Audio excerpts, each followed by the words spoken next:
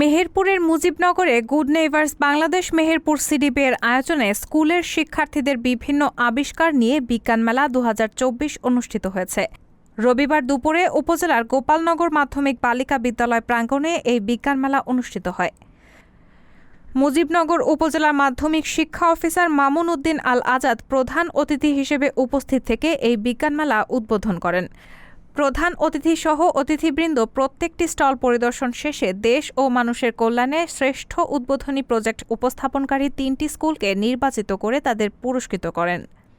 পরে বিজ্ঞান উৎসব স্থলে আলোচনা সভা, পুরস্কার বিতরণ অনুষ্ঠিত হয়।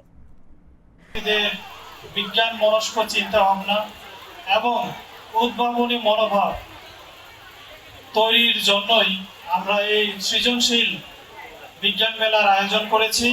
আলোচনা সভায় গুড নেইবার্স মেহেরপুর সিডিপি এর ম্যানেজার সুব্রত টুডুর সভাপতিত্বে এবং সিনিয়র অফিসার রিফাত আল মাহমুদের সঞ্চালনায় প্রধান অতিথি হিসেবে উপস্থিত ছিলেন মুজিবনগর উপজেলা মাধ্যমিক অফিসার মামুন উদ্দিন আল আজাদ। বিশেষ অতিথি হিসেবে উপস্থিত ছিলেন উপজেলা একাডেমিক সুপারভাইজার হাসনাইন করিম, মুজিবনগর সরকারি মাধ্যমিক বিদ্যালয়ের প্রধান শিক্ষক ইজারুল ইসলাম, গোপালনগর মাধ্যমিক বালিকা বিদ্যালয়ের প্রধান শিক্ষক জহুরুল ইসলাম সহ উপজেলার অংশগ্রহণকারী স্কুলের প্রধান শিক্ষক ও সহকারী শিক্ষকবৃন্দ। বিজ্ঞান মেলায় মানবতার কল্যাণে ব্যবহৃত বিভিন্ন বিজ্ঞানভিত্তিক প্রজেক্ট নিয়ে ২০টি মাধ্যমিক স্কুল অংশগ্রহণ করে।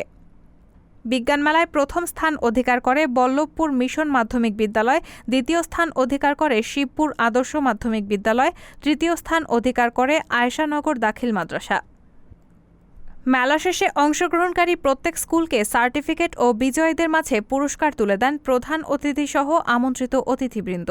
রায়হানা মুন, সবার কথা।